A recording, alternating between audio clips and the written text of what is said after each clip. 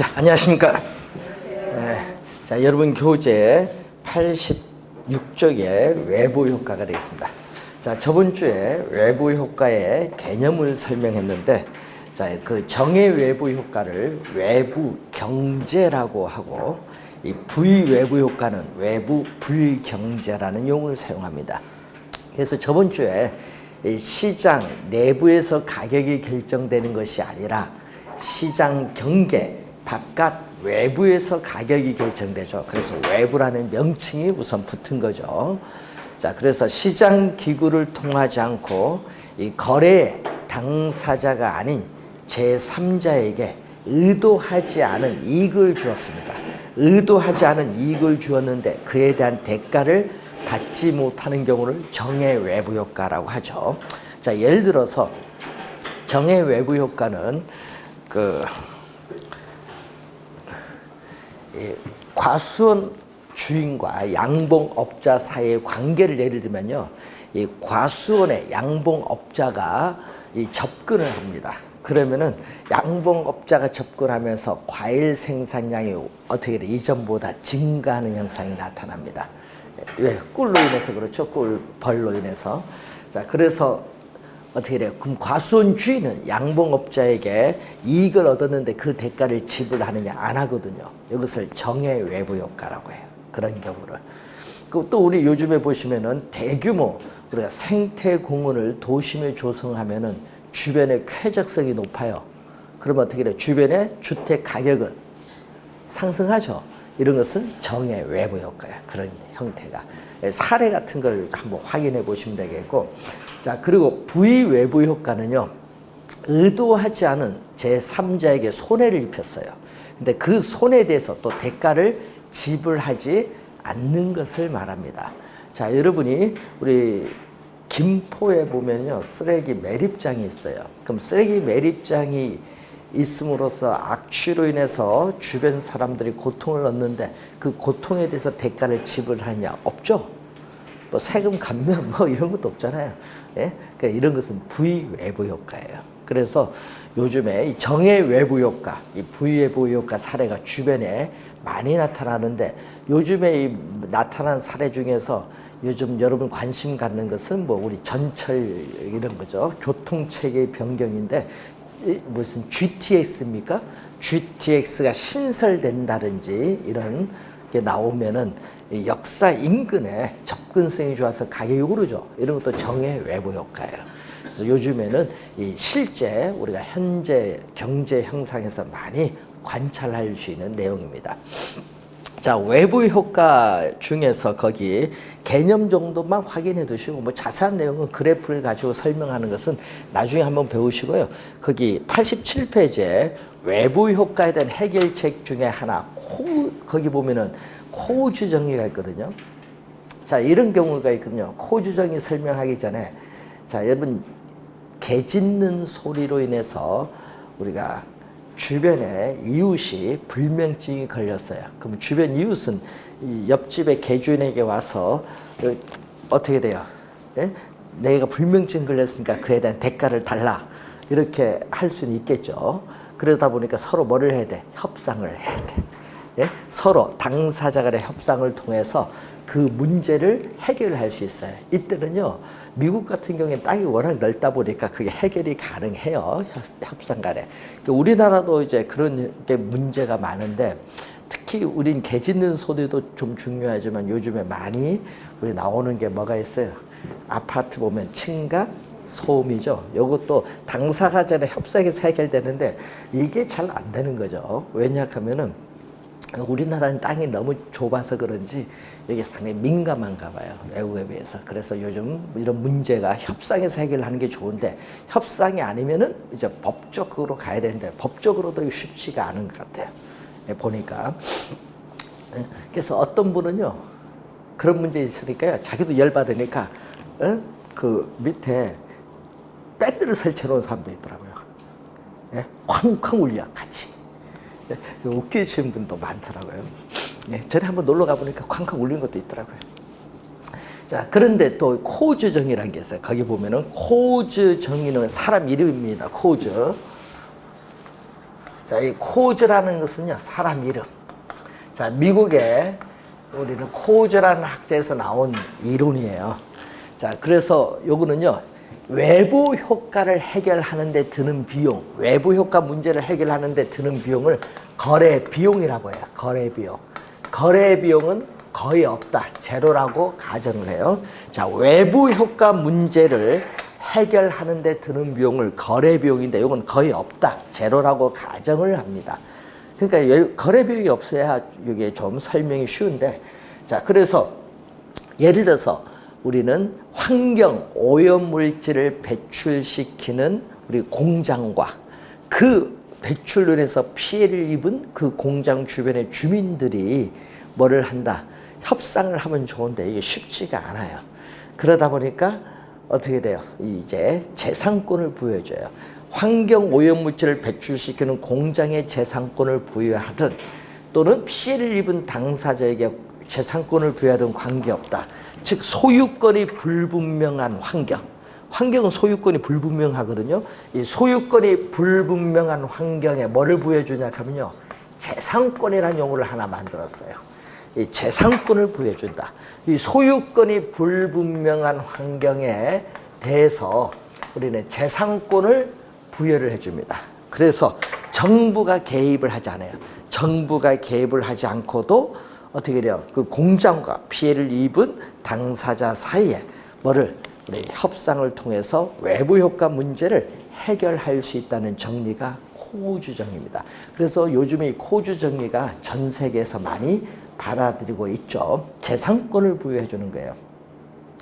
자, 여러분이 우리나라 보면은 우리 영종도, 우리 인천에 가면 영종도가 있는데, 영종도 거기에 도시를 개발하면서 간척 개발을 하겠죠.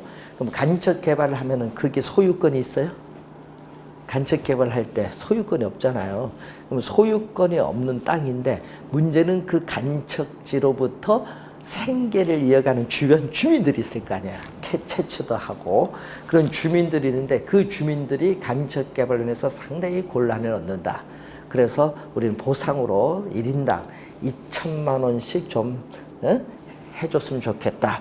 정부에 요구를 했는데 정부는 소유권이 없는데 어떻게 보상을 해주느냐 이렇게 나오는 거죠. 이때 뭐가 중요한 재산권이라는 게 있죠. 코우주죠. 소유권은 없다. 그래서 그때 어떻게 돼요? 2천만 원씩 이렇게 보상을 해주면 별 문제 아닌데 그래도 보상을 안 해주니까 소송을 가죠. 그러니까 어떻게 돼? 그 피해를 입은 주민들이 집단 소송을 하는 거예요. 집단 소송. 네, 변호사를 통해서 집단 소송을 해서 뭐를 부여해 준다? 네? 소유권 없지만 재산권을 인정해서 한 가구당 2천만 원 보상을 요구했는데 한 가구당 법원 판결은 얼마씩 우리가 1억 원씩 보상하라는 판결이 나오는 겁니다. 그러니까 이제 간접 개발도 쉽게 못해요. 예, 재산권이 인정되는 거예요. 예? 그러니까 요즘에는 폭넓게 많이 활용을 하고 있는 정의입니다. 그래서 이건 정부를 개입을 하지 않는다는 거 꼭 기억해 두시고, 요것 이외에도 이 정부가 개입을 하는 게 있어요. 세금을 부과하는 거 있죠. 뭐 보조금 지급한다든지 이런 것을 통해서 정부가 개입을 할 수도 있고요. 또는 금지, 독금 물질 배출을 원천적으로 금지시킬 수도 있고, 또는 어떻게 돼요? 우리 자동차 공장에서 자동차를 우리가 출고하기 전에 배기가스 정화 장치 설치를 의무화한다든지, 또 우리 오염물질 배출 허용 기준을 설정한다. 우리 소음 등의 허용 기준도 있거든요. 이 허용 기준을 설치한다든지 이렇게 해서 정부가 개입을 할 수도 있어요. 직접 개입을 할 수도 있고 간접 개입을 할 수도 있다는 거 확인해 주시고요. 간단하게 한번 보는데 코우주 정리 하나, 재산권 부여 요거 하나만 좀 잘 기억해 두시면 되겠네요. 외부 효과의 개념, 해결책 간단히 한번 보시고, 자, 그리고 여러분 교재에 88페이지 오시면은 공공재인데, 이 공공재는 사적 재화와 반대되는 용어죠.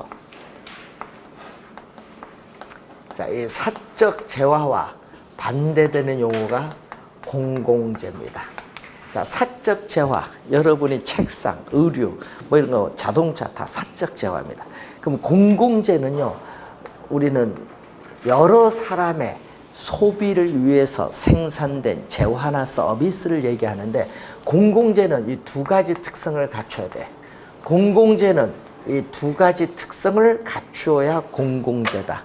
공공재의 대표적 예하면요, 국방이나 치안 있죠. 국방, 치안 이런 거라든지 또는 우리가 관련해서 등대, 또 여러분이 쉽게 하면 요즘 공원 이런 건 대표적인 공공재야.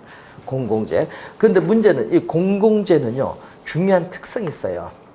공공재는 이 소비를 하는데 소비하는 사람들 간에 경합이 없어요. 내가 소비해서 만족이 100을 얻었다. 그럼 다른 사람도 똑같이 소비함으로써 100이라는 만족을 얻어요. 자, 그래서 소비에 경합이 일어나지 않는 상품이다. 비경합성.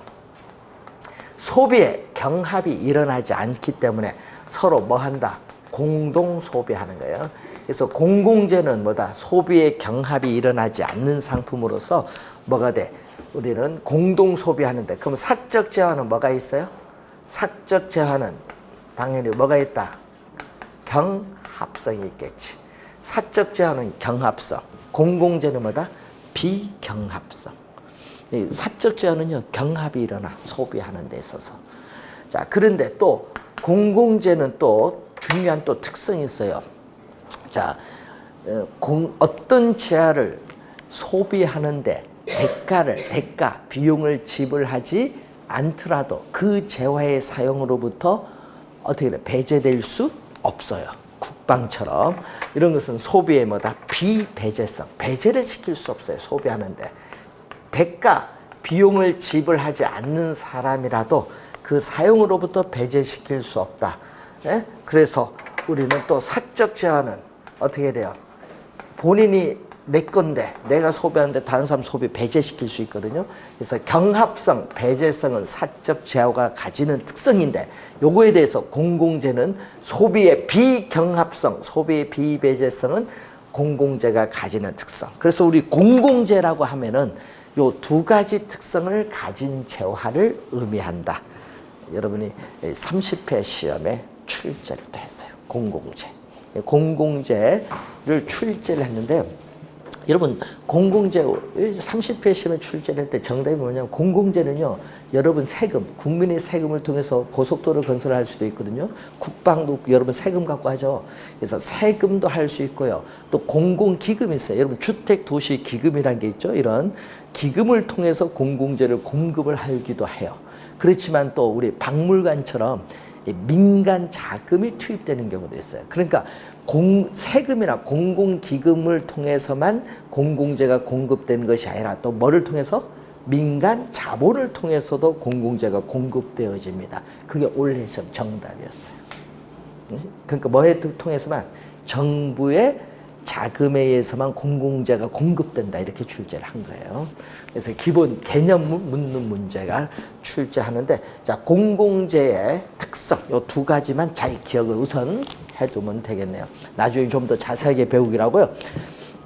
자, 여러분 외부 효과, 예를 들어서요, 외부 효과 아까 배웠으니까 외부 효과 중에 정의 외부 효과, 아까 대규모 생태공원 조성하죠.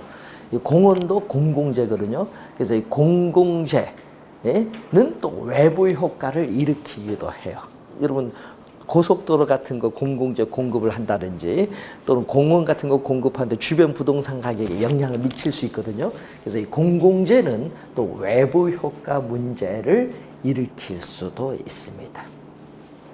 자, 그리고 여러분이 거기에 지역지구재 89페이지 보시면 지역지구재가 나오는데, 자, 토지 이용 규제가 있거든요. 자, 바람직스럽지 못한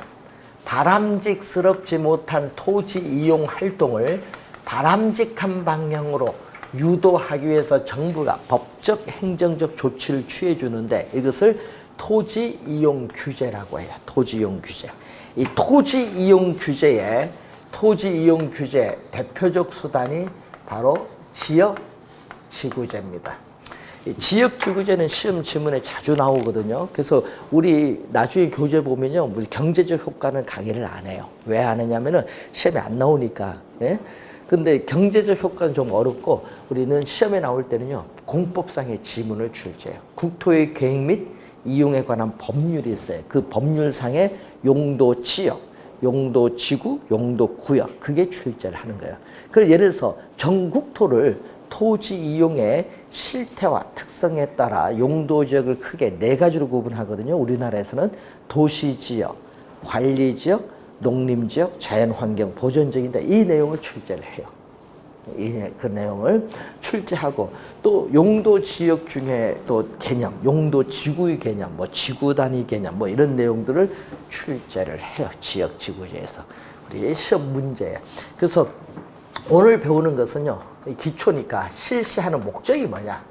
네? 그래서 여러분 지역 지구제는요, 아까 외부 효과 배웠는데 이 사적, 여러분 시장은 크게 둘로 나누거든요.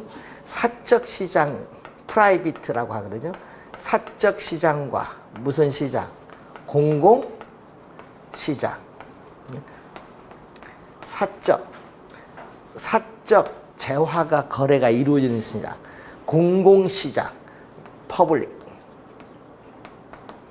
자, 그래서 사적 시장, 공공 시장으로 크게 우리가 이렇게 시장을 둘로 나눈다.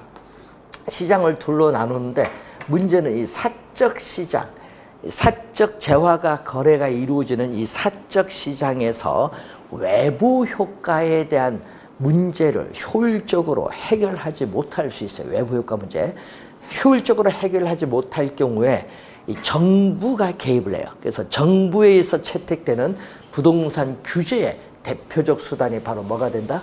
지역지구제예요. 지역지구제. 그래서 이 지역지구제인데 정부가 용도지역을 지정하면서 외부 효과 문제를 해결할 수 있거든요. 그때 뭐죠? 바람직스럽지 못한 토지 이용 활동이 뭐죠? 마이너스. 이 바람직스럽지 못한 토지 이용 활동, 이 부의 외부 효과를 제거, 감소시키기 위해서 우리는 부의 외부 효과를 제거, 감소한다. 그러니까 쉽게 얘기하면 부의 외부 효과를 제거, 감소하기 위해서 지역지구제를 실시하는 목적이 있어요. 대표적으로. 시험 지문에는요, 이 지문이 제일 많이 출제되는 지문이에요. 당연히. 자, 요거 외에도 요즘 그 우리 논란이 많죠. 어떤 게 있어요? 여러분, 토지에 여러분 개발을 할 거냐, 보전을 할 거냐. 60, 70년대는 경제 성장을 위해서 토지 개발이 주가 됐죠. 그런데 80년대 후반 들어오면서 어느 정도 성장이 되니까 이제는 자연환경 고려해서 개발을 하지 말고 뭐를 보전을 하자. 그래서 충돌이 많이 벌어지죠. 그런데 문제는 성장을 위해서는 개발은 어느 정도 해야 되니까 여기 상당히 문제가 돼요. 그래서 이 개발과 보전을 어떻게 조화할 거냐. 그래서 요즘 나오는 용어 중에, 뉴스에서 많이 나오는 용어 중에 이 자연 친화적인 또는 환경 친화적인 지속 가능한 개발이라는 용어가 나와요. 유엔에서 정한 용어인데, 그래서 우리는 이 보전인데 우선은 개발을 하기 위해서는 어느 정도 보존도 필요한데 문제는 이 개발 보존을 어떻게 조화를 이루느냐, 이 개념에 의해서 뭐가 필요하다? 지역 지구제가 필요하다, 이런 얘기죠. 자, 여러분 현재 여러분이 토지를 전부 이용하면은 나중에 태어나는 사람은 늦게 태어났다는 죄로 토지를 이용하지 못할 수 있어요. 그렇기 때문에 늦게 태어난 사람도 이용을 하기 위해서는 규제를 좀 해야 돼. 그래서 현 세대와 아직 태어나지 않은 미래 세대 간의 토지 이용, 활용 면에서 형평성 차원에서도 지역지구제로 실시하면서 보존해서 후세에 넘겨줘야 돼. 그래서 실시하는 목적은 여러 가지가 많습니다. 자, 그래서 여러분들이 그런 여러 가지 내용을 한번 우리가 확인 한번 해보시면 되겠습니다. 자, 거기 중간에 목적 정도 한번 확인해 두시기 바라고, 자, 90페이지로 넘어오시면은 토지은행제도, 토지 비축인데, 자, 여러분이 시험 문제에 최근에 뭐 3년 연속도 출제되고 있는 용어죠. 토지 은행제도 또는 비축 알죠? 우리 석유 비축하고 뭐 천연가스 비축하고, 비축이라는 것은 미래를 위해서 어떻게 돼? 보관, 저장한다, 이런 의미인데, 그럼 비축을 한다. 그럼 언제? 현재예요, 미래예요? 미래를 위해서 비축하는 거예요. 항상 현재가 아니라.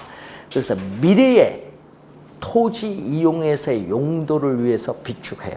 네? 근데 비축할 때는 개발되지 않은 토지, 뭐 논밭, 임야 이런 건데, 그래서 미개발된 토지를 저렴한 가격으로 어떻게 돼? 대량으로 매입을 하는 거예요. 대량으로 매입을 해서 미래의 용도를 위해서 토지를 비축하고 보관을 합니다.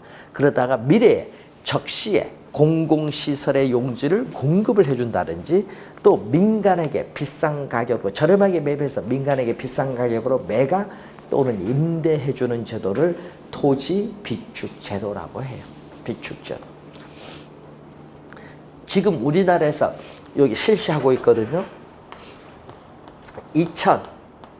2009년 2월에 공공 토지 비축 등에 관한 법률, 공공토지의 비축 등에 관한 법률에 의해서 토지를 우리나라도 비축을 하고 있어요. 그러니까 현재 우리나라 비축하는데 누가 비축하냐 하면요, 우리 한국 LH 한국토지주택공사 내에 공공토지 비축을 위한 심의위원회가 있어요. 이 위원장은 국토교통부 장관인데, 그래서 LH에서 토지 비축 업무를 법적으로 부여받아 현재 수행하고 있는데, 이 질문이 또 2년 전에 정답으로 물었습니다. 한국토지주택공사가 토지에 관한 비축 업무를 법적으로 부여받아 현재 수행하고 있다라는 것. 그래서 여러분이 제일 먼저 비축한 곳이 어디냐면 안산이거든요. 안산의 미래에 어떻게 돼요? 공장 용지라는 여러 가지 문제에서 우리가 확보를 하기 위해서 비축을 하고 있습니다.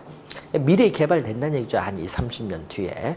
그래서 토지 비축 제도 우선 개념을 또 시험에 많이 냅니다. 개념. 그래서 정부가 또 어떻게 돼요? 부동산 시장에 직접 개입을 하는 방법. 직접 개입도 많이 출제하고 개념도 많이 내고. 그래서 우선은 개념 정도 확인합니다. 근데 여러분 토지 비축하면요, 최대 단점이 뭔지 아세요? 토지를 저렴하게 대량의 토지를 매입을 하는데 토지 매입 비용이 많이 들어요. 우선 국가에 뭐 예산이 있어야 뭐 매입을 하든지 하죠. 그래서 토지 매입 비용이 많이 든다는 단점은 있습니다. 그런데 또 이런 게 있죠. 미래의 용도인데 미래의 용도가 불분명할 경우에는 정부 스스로 투기자가 될 수도 있어요. 그래서 이 비축을 할 때는 미래의 용도를 적절하게 잘 정해놔야 됩니다. 자, 그리고 또 90페이지 밑에 보시면은 또 이번 30회 시험에 또 출제되었던 개발이익 환수제도인데, 자, 여러분 개발이익의 개념도 나왔고요. 개발이익 환수제도도 출제를 했는데 원래 작년에도 계속 요즘 잘 나오고 있습니다. 개발이익 하면 쉽게 생각하면 돼. 개발함으로써 얻는 이익이네요. 여러분 개발함으로써 얻는 이익입니다. 자, 그래서 개발 사업의 시행이나 토지 이용 계획의 변경, 그 밖에 사회적, 경제적 요인에 따라 우리 정상적인 집가 상승분, 정상 집가 상승분 밑줄. 원래 요것도 출제했대. 이 지문을 바꾼 거야. 원래 시험에. 정상 집가 상승분인데 원래 뭘로 출제했냐면 물가 상승분으로 출제하는 거, 말을 바꿔버린 거야. 정상적인 토지 가격 상승분을 초과하여 개발 사업 시행자 또는 토지 소유자에게 귀속되는 토지 가액의 증가분을 뭐라고 한다? 우리는 개발이익입니다. 개발이익.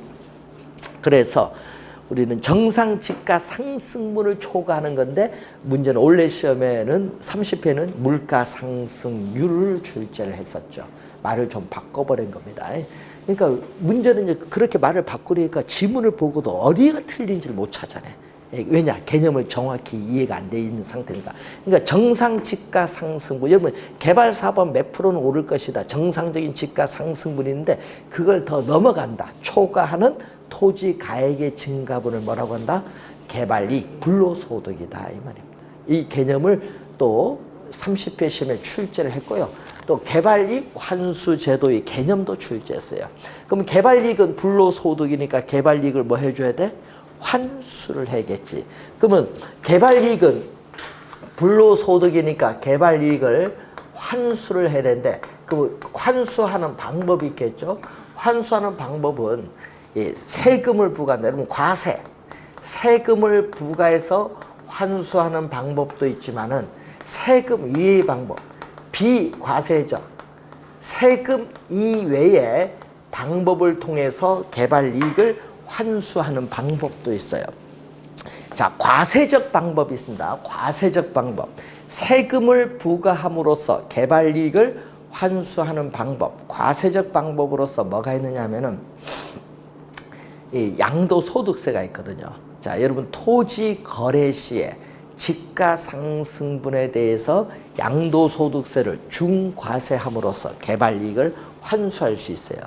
또 여러분 지목을 우리가 변경할 수 있거든요. 전을 대로 이런 식으로 토지의 형질 변경 허가에 따르는 간주하는 취득세를 부과함으로써 개발이익도 환수할 수 있어요. 이건 세금을 부과함으로써 환수하는 거고요. 여러분 비과세적 방법 하면 대표적인 거 뭐 자세한 건 나중에 배우고 하나만 배웁시다. 우리 용어 중에 개발이익 환수에 관한 법률이 있어요. 그래서 여러분 시험 문제에 또 자주 출제되는 게 이거죠. 개발이익 환수에 관한 법률에 의해서 개발 부담금을 부과함으로써 개발이익을 환수합니다. 개발 부담금 제도가 있어요. 또 요즘 뉴스 많이 나오는 게 뉴스 요즘 많이 나오니까 요즘 재건축 하다 보니까 재건축 초과이익 환수에 관한 법률이 있어요. 재건축 초과이익 환수에 관한 법률에서 또 뭐를 부담하죠? 재건축 부담금을 부과함으로써 또 개발이익을 환수하는 제도가 있어요. 요즘 뉴스 많이 나오잖아요. 강남 재건축 때문에 재건축 부담금 제도. 이런 것은 전부 세금 이외의 방법. 요거 말고도 많은데 대표적으로 요즘 뉴스 많이 나오니까 그래서 개발 부담금은 가끔 시험 문제에 출제를 하고 있습니다. 28구의 시험에 출제를 했었죠. 자, 토지 공개념 한번 갑니다. 요즘 뉴스에 많이 나오네요. 공개념. 여러분 뭐 발표 난 게 있죠? 며칠 전에 발표했는데 어제도 한 밤 10시쯤에 이제 옛날 공정거래위원회 이제 분쟁 조정 실장했던 분 어제 전화 와서 요걸 여러 가지 묻던데 이제 이 토지 공개념 여기 말이 그냥 공이 들어가잖아요. 그래서 여러분 토지 공개념도 있고 뭐 주택 공개념이 있는데 여러분 토지 공개념, 주택 공개념 뭐 이런 공개념 용어 앞으로 많이 나올 텐데 이 공개념이요 이게 언제 나왔냐 하면요 1980년 후반에 나왔어요. 근데 문제는 1980년대 후반에 우리나라 전국토에 국공유지를 제외한 민간이 보유한 토지 요걸 민유지라고 하거든요. 민유지. 자, 우리나라 전국토 중에서 국공유지를 제외한 민간이 보유한 토지 됐죠? 국공유지를 제외한 민간이 보유한 토지의 약 91%. 네?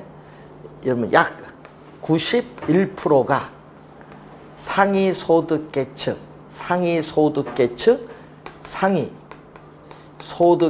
몇 프로가 차지하고 있다?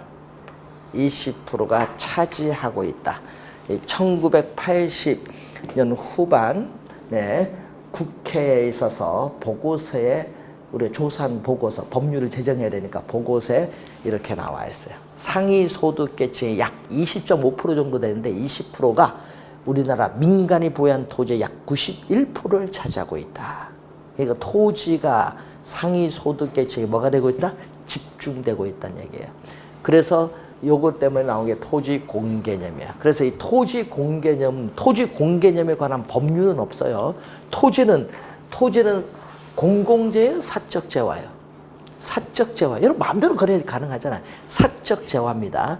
그런데 토지는 사적재화지만은 어떻게 돼요? 부증성에 의해서 토지는 유한하기 때문에 토지는 사적재화지만은 여러 가지 공익 목적을 통해서 좀 제한을 해둘 필요가 있다. 그 얘기예요. 그래서 토지에 뭐를 강조하는 거? 공익성을 강조한다.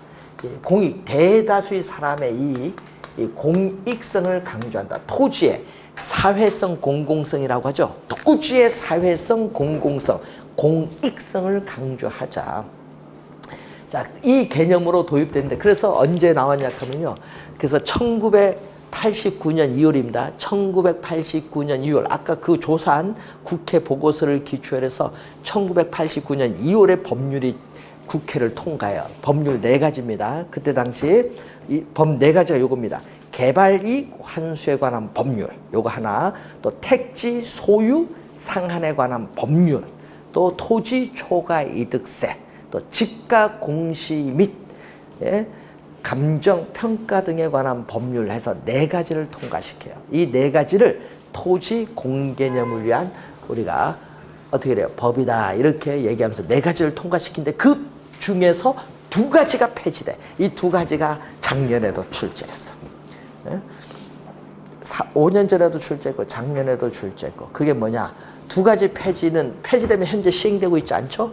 그 중에 우리는 폐지가 토지 초과 이득세법이 폐지됐죠. 1997년 위헌 판결로 폐지됐고요. 그리고 택지 소유 상한에 관한 법률도 위헌 판결로 폐지. 여러분, 택지 소유 상한, 택지 얼마까지만 보유하라. 상한제를 두는 거예요. 이것도 위헌 판결이거든요. 여러분이 헌법에 여러분이 거주 이전의 자유도 있고 여러분 자유, 평등 엄청 중요합니다. 그런데 문제는 가장 근본적인 걸 이게 위헌 하면 안 돼요. 그래서 요즘 정부가 하는 말이 웃긴 거예요. 정부는요 헌법도 생각도 안 해요. 대한민국 정부 진짜 요즘 여러분 그 이번에 뭐 15억 그 위헌입니다. 아니 정부가 뭐 그런 금융까지 들어가요. 10억 그 뭐 법으로 정해졌어요? 참 웃긴 겁니다. 나중에 좀 보세요. 주택 거래 제한도 나옵니다. 그러면 그건 또 거주 이전의 자유에다가 뭐예요? 다 헌법 위반이야. 위헌이야 다 그런 거는. 볼 거 없습니다. 그런 것까지 이제 하려고 하니 이게 상당히 문제죠. 그래서 토지 공개념인데 여기 처음 공개념이라는 용어를 사용하는 학자가 헨리 조지인데 헨리 조지는 진보와 빈곤이라는 저서를 통해서 주택은 인간의 노동에 의해서 생산된 재화이기 때문에 하나의 생산물이니까 이거는 어떻게 돼? 제한할 필요가 없다. 뭐만 제한을 해야 된다? 토지. 그래서 이제 토지에 대해서만 헨리 조지는 여러 가지를 정책을 제안을 합니다. 예? 그래서 주택 공개념이라는 용어는요 전 세계에 사용하는 국가가 없어. 예? 공개념이라는 용어는. 예? 중국은 뭐다? 중국은 뭐다? 소유권 인정 안 해줘 토지. 뭐를 이용하는 거야? 지상권 거래가 되잖아요. 지상권. 예? 마찬가지입니다. 지상권 거래가 되는 거지. 그래서 여러분이 그런 것은 그 과거에 토지를 국공유화 시켰기 때문에 토지는 국가가 소유하기 때문에 그건 지상권 거래가 이루어지는 거고. 예? 그래서 여러분이 그 주택 공개념이라는 용어나 우리나라 뭐 도입을 하려고 하는데 여기 상당히 웃기는 얘기예요. 그거는 헌법의 위헌입니다. 나중에 한번 보세요. 토지 거래 허가제 들어옵니다. 주택 거래 허가제, 주택 가격 상한제 다 들어올 겁니다. 주택 가격 오르는 걸 막아버리는 거야. 주택 가격 예를 들어서 얼마 이상 오르는 걸 법으로 오르지 못하도록. 그건 다 법 위반이죠. 시장 원리를 뭔다. 그래서 요즘에 가장 요 개념인데 그래서 하여튼 요즘 이슈가 되면은 출제를 해요. 그래서 내년도에 여러분 시험 칠 때 이 공개념 쪽에서 출제를 하지 않을까. 그 중에서 거기 한번 보면요. 특히 우리 요즘 가격 오르는 게 거래가 좀 많거든요. 그래서 거기 보니까 뭐가 돼요? 토지 거래에 관한 정책 수단. 여기 좀 여러분이 좀 신경을 써야 되겠죠. 그러니까 부동산 등기 특별조치법에 의한 거민계약서 제도라든지 또 부동산 거래 신고 등에 관한 법률에 의한 토지거래 허가제, 또 부동산 실거래가 신고제, 또 주택법에 의한 투기과열지구 지정, 그리고 소득세법에 의한 투기지역 지정, 예? 또 농지법에 의한 농지 취득 자격 증명제를 시행한다는 이런 것은 여러분들이 현재 시행하고 있는 제도거든요. 그래서 요 내용들이 가끔 이제 시험 지문에 출제를 합니다. 우리 주택도 요즘 거래가 뭐 문제가 많다 보니까 이 거래 쪽에서 좀 주의를 좀 해두시면 되겠습니다. 자, 우선 공개념은 뭐를 강조한다? 공익성을 강조하는 개념이다. 자, 92페이지에 개발권 양도 제도인데, 자, 여러분 토지 이용 규제의 또 수단 중에 토지 이용 규제의 수단 중에 또 개발권 양도 제도도 있어요. 자, 이 개발권 양도 제도를 TDR이라고 해요. TDR. 근데 이것이 또 28회 9회 시험에는요, 또 개념이 출제했거든요. 개념. 이렇게 많이 나오는 용어인데, 자, TDR을 보면요, 우리나라는 개발권 양도에 관한 법률이 없어요. 여러분, 트랜스퍼러블이라는 것은 이전할 수 있는, 양도할 수 있는 요구입니다. 자, 디벨로브먼트는 뭐죠? 이거는 개발. 라이트는 권리. 개발할 수 있는 권리. 개발권을 양도, 이전할 수 있다. 그 이전 가능한 개발권, 뭐 또 양도 가능한 개발권인데, 약으로서 우리는 뭘로 사용하죠? TDR. 자, 우리나라는, 자, 여러분 시험 문제 이것도 한 3번 나왔어요. 우리나라에서는 개발권 양도에 관한 법률이 없기 때문에 우리나라에서는 법적으로 현재 시행되고 있지 않다. 요 지문 한 3번 출제한 지문이다. 우리나라에서는 현재 법적으로 시행되고 있지 않는 제도다. 근데 개념이 시험 문제에 우리가 자주 나왔기 때문에 개념 한번 보도록 하겠습니다. 자, 여러분 어떤 지역이 있거든요. 자, 미국의 뉴욕에서 실시한 제도인데 어떤 지역이 있어요. 그럼 여기는 개발이 가능한 지역. 개발이 여기는 가능한 지역이고 여기는 뭐죠? 보전을 해야 될 지역이에요. 그럼 보전적인 개발을 하면 됩니까? 안 됩니까? 안 되죠. 보전 말 그대로 보전을 해야 되는데 여기는 개발 안 돼요. 그래서 보전 지역의 토지 소유자는 보전 지역으로 지정을 해버렸잖아요. 그럼 보전 지역으로 지정해버리면요, 보전 지역의 토지 소유자는 개발을 못하다 보니까 개발 제한이 되죠. 개발 제한. 개발 제한에 따르는 의도하지 않은 뭐죠? 우발적인 손실. 자, 의도하지 않은 우발적인 손실을 입게 돼요. 여기는 손실. 그럼 우리나라는 대표적으로 뭐죠? 대표적으로 우리나라는 뭐 개발 제한 구역 뭐 이런 걸 예를 들어 볼 수 있겠죠. 개발 지역은 개발 가능한 지역이기 때문에 개발로 인한 기대감으로 해서 개발 지역의 토지 소유자는 또 여기는 뭐죠? 의도하지 않은 또 뭐를 우발적인 이익을 얻어요. 여기는 이익을 얻고 이쪽은 손해를 입으니까 형평성의 문제죠. 토지 소유자의 형평성 문제가 발생해요.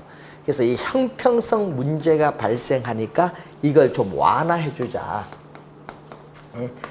양 지역의 토지 소유자 간에 뭐가 발생했다? 형평성의 문제가 발생을 했기 때문에 이 형평성의 문제를 뭐 해준다? 완화시켜줘야 되겠다. 자, 형평성의 문제를 완화시켜줘야겠다.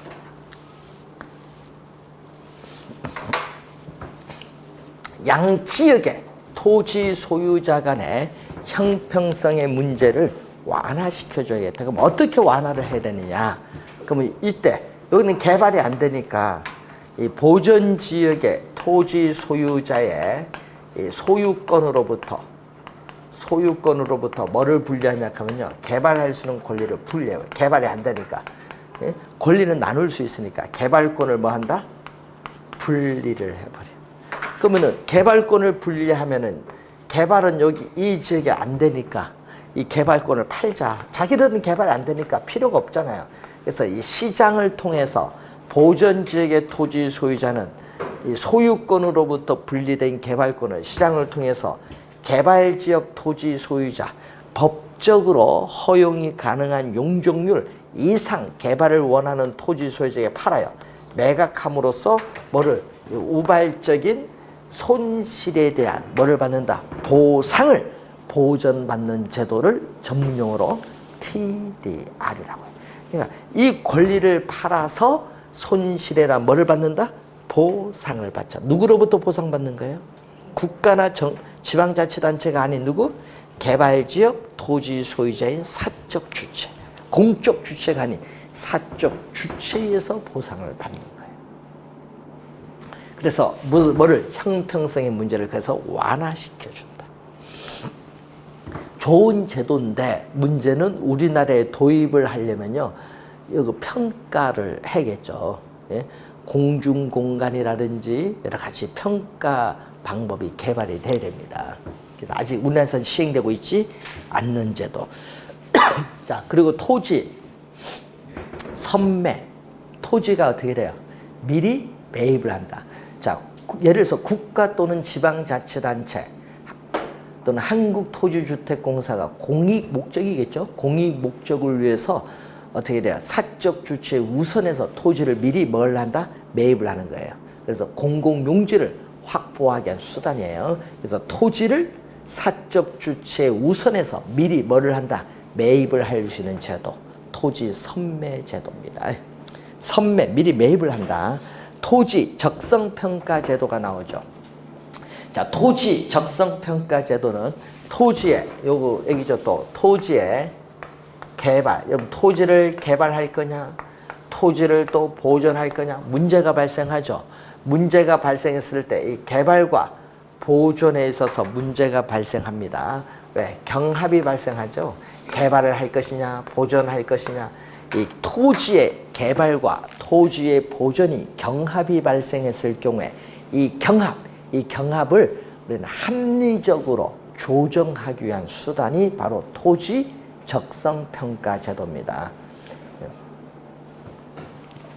그래서 여러 가지를 분석을 하는 거죠. 토지의 활용 가능성, 입지 여러 가지를 분석해서 이걸 보존, 경합을 조정하는 수단입니다. 토지 적성 평가 제도가 나오죠.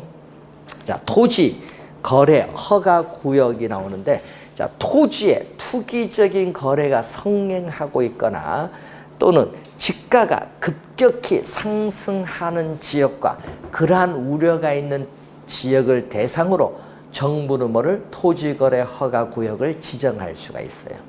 자, 여러분이 우리 보면은 저 용인에 처인구 가면은 뭐가 들어오죠? SK 하이닉스 130만 평 개발한다 가죠.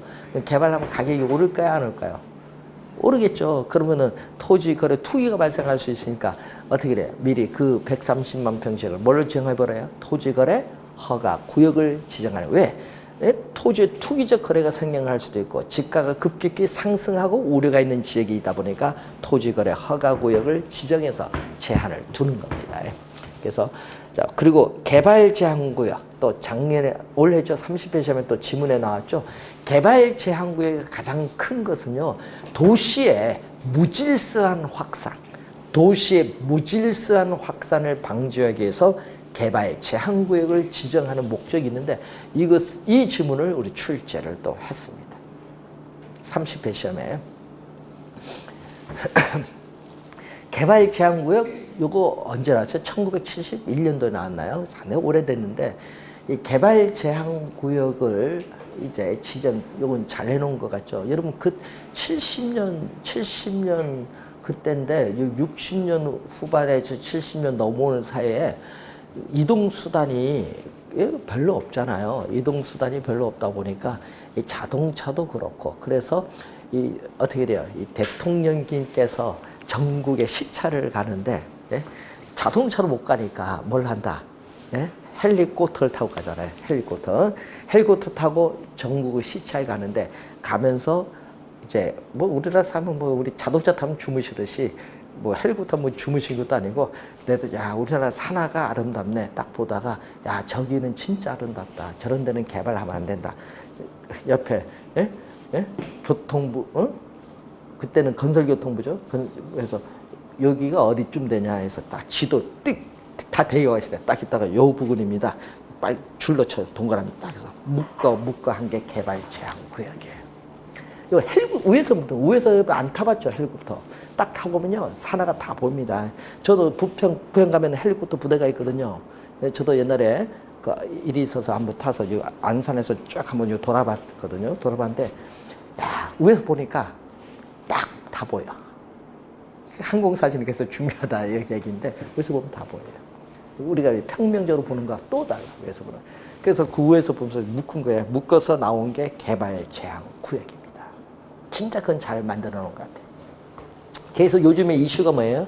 도시가 팽창, 확산되니까 개발 제한 구역으로 묶였던 땅을 뭐 해야 돼? 지금 풀어야 되잖아요. 근데 이 푸는데 지금 상당히 요즘에 서로 간에 뭐가 벌어져? 보상 문제와 관련해서 여러 가지 정쟁이 벌어지고 있죠. 좋은 거죠. 도시의 무질서한 확산을 방지하기 위해서 우리가 도입된 제도입니다. 개발 제한 구역. 용어 하나 기억도 해두셔야 되겠습니다. 항상 키워드 지문을 출제하거든요. 시험 문제는.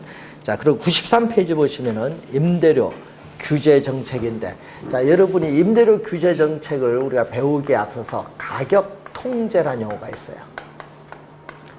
예? 나중에 가격 통제, 가격 규제라고 하죠. 프라이스.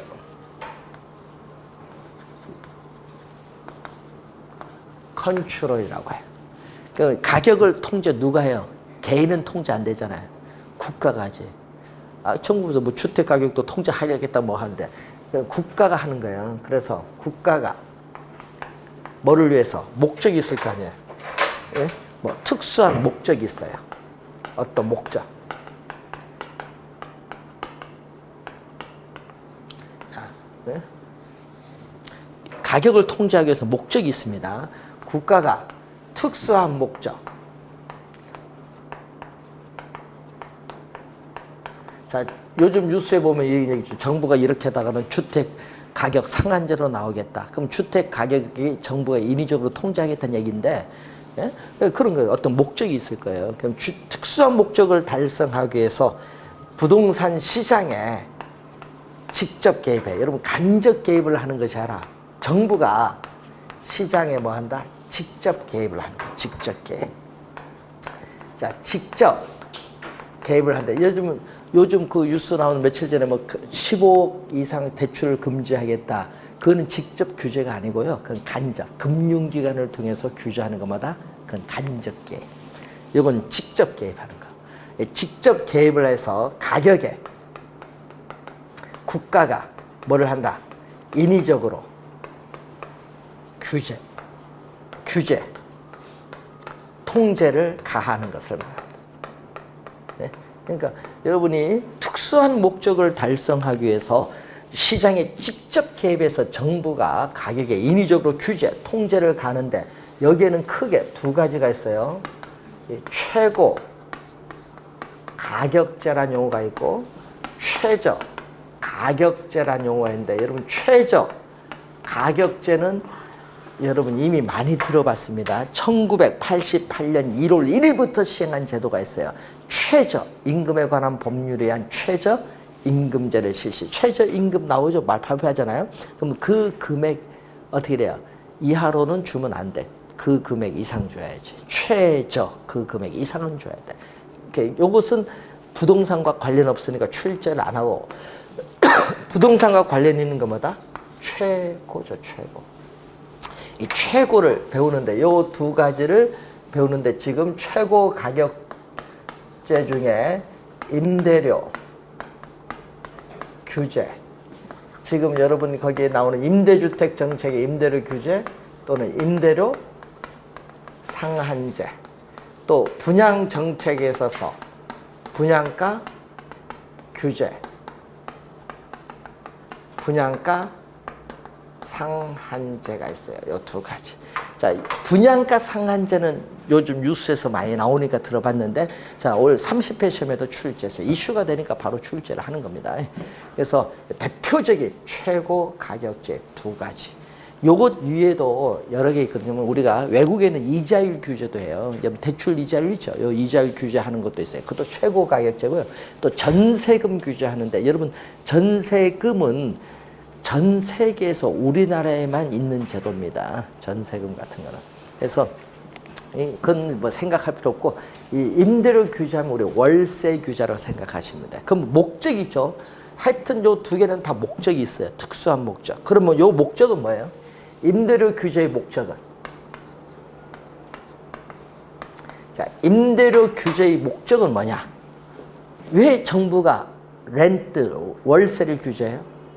우리가 다 월세거든요, 외국은. 그래서 월세, 이 임대료는 월세, 렌트, 월세 규제인데, 먼저 왜 규제를 해요? 우리는 임대료가 너무 높잖아요, 시장에서. 그러니까 이 높은 임대료를 규제를 해서 낮추면은 저소득 임차인의 임대료 부담을 뭐 해준다? 낮춰주는 거예요. 그래서 저소득층의 임대료 부담을 낮춰줄 목적으로 임대료를 규제하는 거예요. 그래서 임대료 규제를 하는데, 원래는 이것은요, 우리 전쟁 시에 임대료 폭등이 나타나다 보니까 이제 많이 시행을 하는데, 그래서 미국 같은 경우에는요, 1934년도에 실시를 했어요. 미국 뉴욕주 같은 경우는. 1934년도에 실시했는데 아직까지 실시하고 있다. 그러니까 폐지를 못하는 거죠. 왜 폐지 못하느냐? 임대료 규제를 폐지하면 어떻게 돼요? 규제를 폐지하면 가격은 오르는데, 여러분 34년도에 규제를 했는데 지금 2019년이에요. 가격 폭등할까 안 될까요? 폭등, 뉴욕 땅이 얼마나 비싼데 폭등을 하지. 그럼 뉴욕주의 지금 70%가 슬럼 주택이에요. 슬럼가 주택. 그러다 보니까 폭등을 할 거 아니에요. 그러다 보니까 미국에서 그 저소득 임차인이 임대료 규제의 철폐를 반대를 해요. 그래서 우리나라처럼 뭐 한꺼번에 딱 정부 마음대로 하는 것이 아니라, 거기는 선거 공약을 내세워서 이기면은 철폐하든 뭐 하는데, 우리나라처럼 다릅니다. 그래서 미국 줄리안이라고 있어요. 줄리안 뉴욕시장이 선거, 주지사 선거 나오면서 그걸 폐지하겠다 했다가 뭐 한다? 예? 졌죠. 그래서 그다음부터는 절대 임대료 요거 철폐란 말이 안 나와. 예? 그래서 지금까지 시행하고 있어요. 그러다 보니까 뭐가 있어요? 임대료 규제를 오래 지속하다 보니까 뉴욕주의 70%가 거의 슬럼가예요. 슬럼가. 그러니까 주거 환경이 많이 악화돼서 상당히 안 좋다. 네? 그래서 임대료 규제는요, 단기로 보면 좋을지 몰라요. 왜? 우선 임대료가 싸니까. 그런데 장기로 가면은, 나중에 가면 뭐다? 여러 가지 부작용이 심각하게 나타나기 때문에 어떻게 돼요? 이걸 하지 말자 하는 거죠. 그래서 우리나라에서도 정치권에서 툭 하면 표잖아, 무조건. 표 때문에 임대료 규제하자, 월세, 임대료 규제하자, 이런 얘기를 많이 내요. 월세 규제, 전세금 규제, 이런 막 하자는 얘기인데, 직접 개입을 해서 못하죠. 왜 못하냐? 반대가 심하죠, 정부가. 예? 국회의원들은 하자가 뭐 표 때문에 하는데 정부는 반대합니다. 왜? 나중에 부작용이 있어서 폐지가 어렵다. 부작용이. 그러면은, 그래서 어떻게 돼? 1988년도면 오래됐죠? 이때 당시 이 그때는 부총리입니다. 경제부총리 조순 부총리가 뭐를 한다? 요 제도를 도입을 하려고 했어요.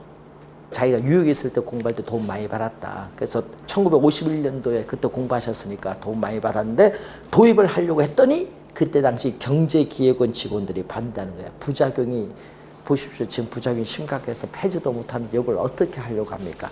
그러지 말고 다른 방법으로 찾읍시다. 그래서 나온 게, 요걸 직접 개입이 안 되니까 나오는 게 뭘를 통해서? 법을 통해서 보호해주자. 그래서 나온 법이 주택임대차법입니다. 그래서 우리나라는 직접 개입을 하진 않고 뭐를 통해서? 주택임대차 보호법을 통해서 저소득 임차인을 보호해주고 있다. 여기에 도입된 근거예요. 주택임대차 보호법, 민법에서 이런 배우는데, 그게 특별법에서 배우는 이유가 그때 요 이유로 도입된 겁니다. 그런데 문제는요, 또 법 해석을 잘못했어요. 그때 당시 도입할 때. 그래서 임대인이요, 주택 소유주 임대인이 요 법 조문을 보고 요 법 조문 내에서 임대료 올릴 수 있다고 오해를 해서 임대료 폭등을 가져온 거야. 그래서 요걸 해결하는데 2년 반, 3년 가까이 걸렸어요. 왜? 강력하게 뭐 세무조사를 한 뒤 뭐 하냐 해서 했는데, 지금은 상당히 도움이 되고 있죠. 초창기에는 상당히 임대료 폭등을 가져왔어요. 요 법 시행 당시에는. 예. 그래서 여러분이 하여튼 어떤 이유가 있으니까 도입된 건데 그때 당시 배경을 보면 그때 그런 상황에서 직접 개입이 안 되니까 정부는 뭐를 통해서 임대차법을 통해서 우리는 간접적으로 개입을 하고 있다. 이렇게 보시면 되겠어요. 그럼 시험 문제 나올 때 여기 좀 애매모호하거든요. 시험에 이렇게 나오죠. 현재 우리나라에서는 임대료 규제를 시행 중에 있다. OX 이렇게 내면요 골치 아픈 거야. 어떤 분은 근데 직접 간접이라는 말이 없으니까 그러면 시험 문제 현재 우리나라에서는 어떻게 임대료 규제를 시행 중에 있다 하면 어떻게 돼? 맞는 지문입니다. 왜? 주택임대차보호법에 임대료 상승률 몇 프로 이내로 규제하죠. 간접으로 규제하고 있잖아요. 법을 통해서. 그래서 우리나라에서는 시행 중에 있어요. 직접 그것만 안 할 뿐이지. 5%로 규제하는가요? 임대료 상승률을. 그래서 하여튼 우선 배경을 보고 나중에 우리 직접 공부할 때는 배경을 설명 못하니까 배경을 보고 이제 임대료 규제, 임대료 보조, 공공주택 현재 우리가 3개 다 시행하고 있습니다. 이 내용 그리고 여러 가지 분양 정책 한번 보도록 하겠습니다. 자, 잠시 쉬고 시작하겠습니다.